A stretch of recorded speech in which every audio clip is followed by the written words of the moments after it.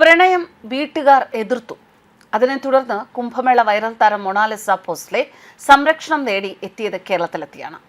കേരളത്തിൽ സംരക്ഷണം മാത്രമല്ല, കേരളത്തിലെത്തി വിവാഹിതയാവുകയും ചെയ്തു.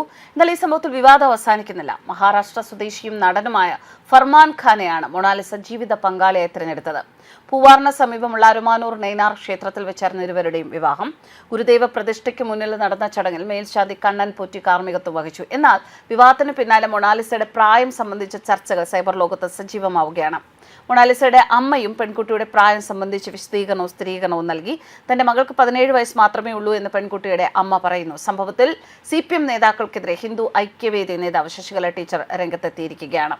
ഹിന്ദു മാരേജ് ആക്ട് 1955 അനുസരിച്ച് രണ്ടുപേരും ഹിന്ദു ആയാൽ മാത്രമേ വിവാഹം നിലനിൽക്കൂ, അല്ലെങ്കിൽ വിവാഹം നിലനിൽക്കുകയില്ല. ഇനി അതല്ല എങ്കിൽ മുസ്ലിം പയ്യൻ ഹിന്ദുവായി മതം മാറണം. അത് നടന്നിട്ടുണ്ടോ? സ്പെഷ്യൽ മാരേജ് ആക്ട് പ്രകാരം മാത്രമേ ഇവരുടെ വിവാഹം നടക്കൂ, അല്ലെങ്കിൽ രണ്ടുപേരും ഒരേ മതത്തിലാകണം, ആരെങ്കിലും ഒരാൾ മതം മാറണം.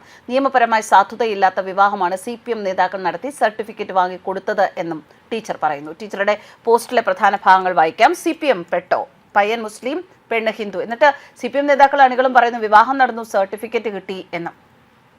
ഹിന്ദു മാരേജ് ആക്ട് അനുസരിച്ച് രണ്ടുപേര് ഹിന്ദു ആയാൽ മാത്രമേ വിവാഹം നിലനിൽക്കൂ, അല്ലെങ്കിൽ വിവാഹം നിലനിൽക്കുകയല്ല. ഇനി അതല്ല എങ്കിൽ മുസ്ലിം പയ്യൻ ഹിന്ദുവായി മതം മാറണം. അത് നടന്നിട്ടുണ്ടോ? സ്പെഷ്യൽ മാരേജ് ആക്ട് പ്രകാരം മാത്രമേ ഇവരുടെ വിവാഹം നടക്കാൻ പാടുള്ളൂ, അല്ല എങ്കിൽ രണ്ടുപേരും ഒരേ മതത്തിലാകണം, ആരെങ്കിലും ഒരാൾ മതം മാറണം. നിയമപരമായി സാധുതയില്ലാത്ത വിവാഹമാണ് CPM നേതാക്കൾ നടത്തി സർട്ടിഫിക്കറ്റ് വാങ്ങിക്കൊടുത്തത്. പെൺകുട്ടിക്ക് 18 വയസ്സായവർ പറയുന്നത് ആധാറുണ്ട്, ജനന സർട്ടിഫിക്കറ്റ് ഉണ്ട് എന്നൊക്കെയാണ്. ഗോവിന്ദൻ മാഷും റഹീം സഖാവും ശിവൻകുട്ടി മന്ത്രിയും എല്ലാം പരിശോധിച്ച് ഉറപ്പുവരുത്തി എന്നാണ്. ആ ആധാർ ഒറിജിനൽ ആണോ? പെൺകുട്ടിയുടെ അമ്മ പറയുന്നു 17 വയസ്സ് എന്ന്. 1/1/2008 മൊണാലിസയുടെ ജനന തീയതിയായി രേഖകളിൽ കാണുന്നത്. അതായത് ഈ ജനുവരി 1-ാം തീയതിക്ക് 18 വയസ്സ് പൂർത്തിയായി. പക്ഷേ 18 വയസ്സ് ത്രഷോൾഡ് വെച്ച് മാനിപ്പുലേറ്റഡ് ഏജ് സർട്ടിഫിക്കറ്റും ആധാർ കാർഡും കൊടുക്കുന്ന സംഘങ്ങളുണ്ട്.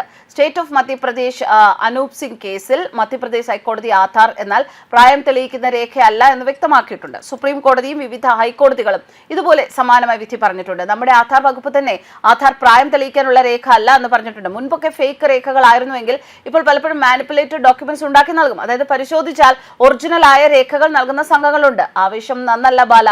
ഒന്നുകൂടി ഉത്തരേന്ത്യയുടെ സിറിയയാക്കി കേരളത്തെ മാറ്റിയതിന്റെ പൂർണ്ണമായ ക്രെഡിറ്റ് CPM ഒറ്റയ്ക്കെടുക്കുമോ, അതോ ജിഹാദി സംഘടനകളുമായി പങ്കുവയ്ക്കുമോ എന്ന ചോദ്യത്തോടെയാണ് ടീച്ചർ തന്റെ പോസ്റ്റ് അവസാനിപ്പിച്ചിരിക്കുന്നത്. News desk കർമ്മസ്.